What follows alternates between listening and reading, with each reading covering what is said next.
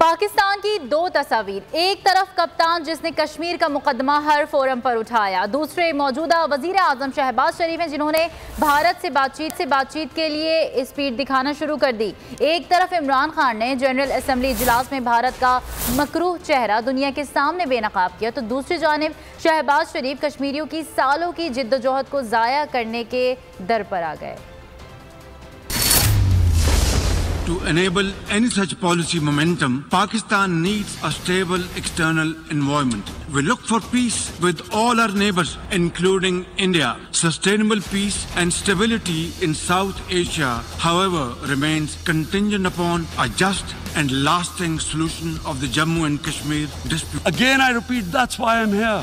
Look, what is going to happen when the curfew is lifted will be a bloodbath. The people will come out. There are 900,000 troops there. They haven't come to, as Narendra Modi says, he's done this for prosperity of Kashmir. Has he thought it through what happens then?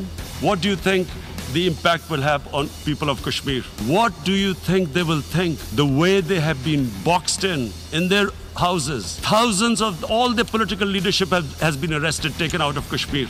मैं हूँ इमरान रियाज खान। अब आप मुझे देख पाएंगे सिर्फ बोल news.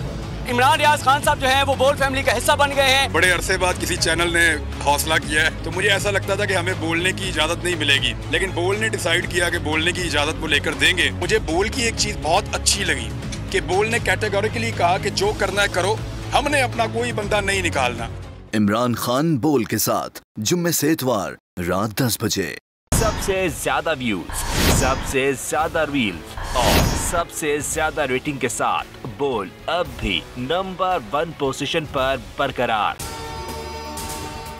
अगर आपको ये वीडियो पसंद आई तो लाइक पर क्लिक कीजिए, सब्सक्राइब करें और बेल दबाएं ताकि कोई खबर रह न जाए।